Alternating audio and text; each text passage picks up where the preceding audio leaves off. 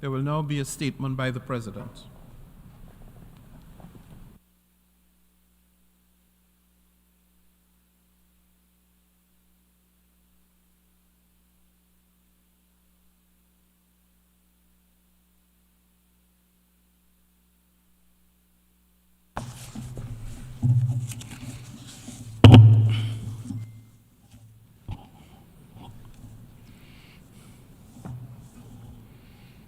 Excellencies, ladies and gentlemen, as we begin this important debate on the use of the veto, let me open with the perennial reminder that although the principal organs of the United Nations, including the General Assembly and the Security Council, have distinct mandates under the Charter of the United Nations, they collectively form a united whole.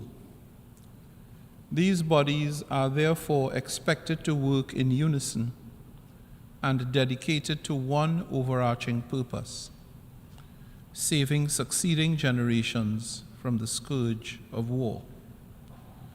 In this regard, while the primary responsibility for the maintenance of international peace and security rests with the Security Council, this august assembly also has an important residual role under the United Nations Charter, a role that continues to attain more meaning as the Security Council is in serious deadlock to effectively discharge its responsibilities. To that end, the so-called Veto initiative, as approved by the General Assembly in its Resolution 76/262, is a significant breakthrough to involve the entire membership on these issues. It not only promotes greater transparency and accountability, but also reinforces collaboration between the Security Council and the General Assembly in their shared duty to promote global peace and security. I take this opportunity to thank the cross-regional group of 39 member states who requested this plenary debate, a platform which I encourage its continuation in future sessions.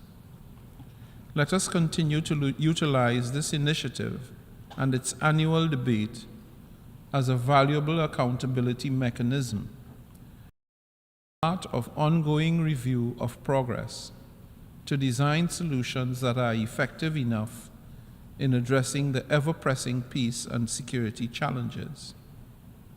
Excellencies, it is regrettable that since last year's annual debate, a total of 8 resolutions and 1 amendment have been vetoed in the Security Council. At this precarious time of heightened geopolitical tensions, and when ongoing and emerging crises demand our urgent and decisive action, it would be a derogation of our duty as the General Assembly if we stood idle and allowed unrestrained use of the veto to paralyze not only the Council itself, but the United Nations' ability to respond efficiently to questions of peace and security. Consider that the Council remains unable to collectively address critical peace and security situations in the Gaza Strip, in Ukraine, the Syrian Arab Republic, the Republic of Mali, and concerning the Democratic People's Republic of Korea. There is clearly a pronounced contrast between the urgent need for decisive action and the prevailing inaction, which undermines both the work and credibility of the United Nations as an organization. If we do nothing, questions on the continued relevance of the United Nations will escalate, and public confidence in this institution will increasingly dwindle, with each veto cast perceived as our collective failure to act.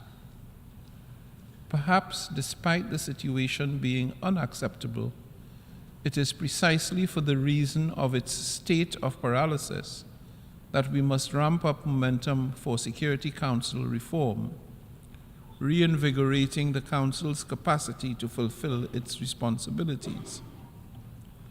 I thus strongly urge member states, especially those also members of the Council, to seize this debate as an opportunity to bridge divisions among themselves and seek impactful solutions by involving more the General Assembly.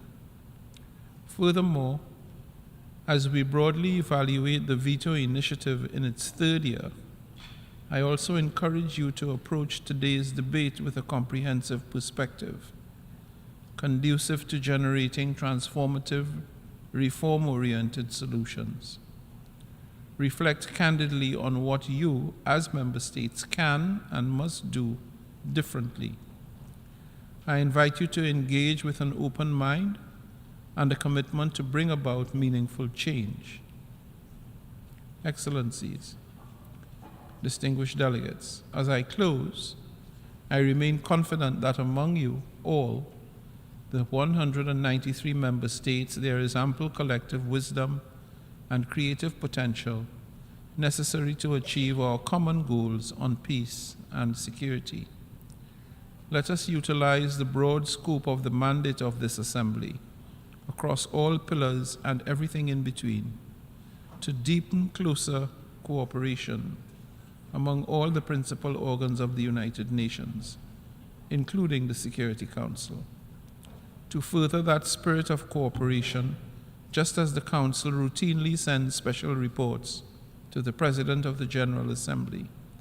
I will continue the practice of transmitting a summary of today's deliberations to both the President of the Security Council and all member states for further consideration. Building on what has been achieved to date since adoption of the Resolution 76/262, I urge a productive discussion and the generation of innovative ideas for further enhancements to the Veto initiative. I thank you.